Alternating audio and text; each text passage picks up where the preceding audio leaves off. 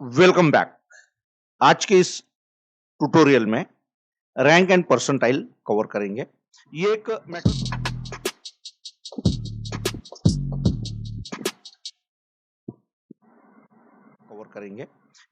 Microsoft Excel का data analysis tool है।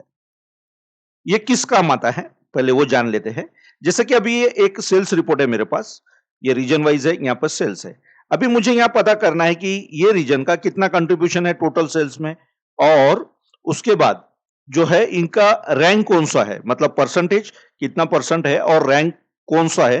तो ये जानने के लिए मुझे जो है यहाँ पर अगर मैं यूजुअली करूं तो यहाँ पर जो है उसके जो फंक्शंस होते हैं जैसा कि रैंक फंक्शन, परसेंटाइल, ये अप्लाई करना पड़ेगा। और यहाँ पर मुझे जो है ये 2 कॉलम उसके लिए जाएंगे, उसके बाद पूरा ड्रैग करना पड़ेगा। ये काफी टाइम कंज्यूमिंग प्रोसेस हो गया है। लेकिन आज मैं आपको एक ऐसा जो है डेटा एनालिसिस टूल यहाँ पे बताने वाला हूं जो कि एक क्लिक में आपका ये काम जो है पूरा कर देगा।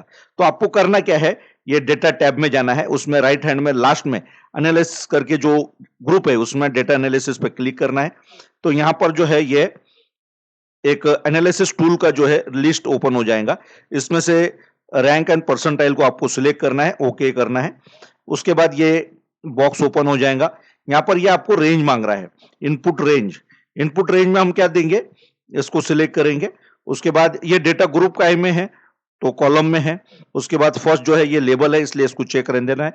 आउटपुट कहाँ चाहिए मुझे, D5, मतलब यहाँ चाहिए, तो ये सब सही है। और उसके बाद इसको हम ओके कर देंगे। यहाँ अगर आप आउटपुट कोई दूसरी जगह लेना चाहे, नई वर्कशीट में, वहां भी ले सकते हैं, नई वर्कबुक में भी ले सकते हैं। तो जो भी आप करना चाहे वो आपको यहाँ पर सिलेक्ट करना है और इसको ओके प्रेस करना है उसके बाद।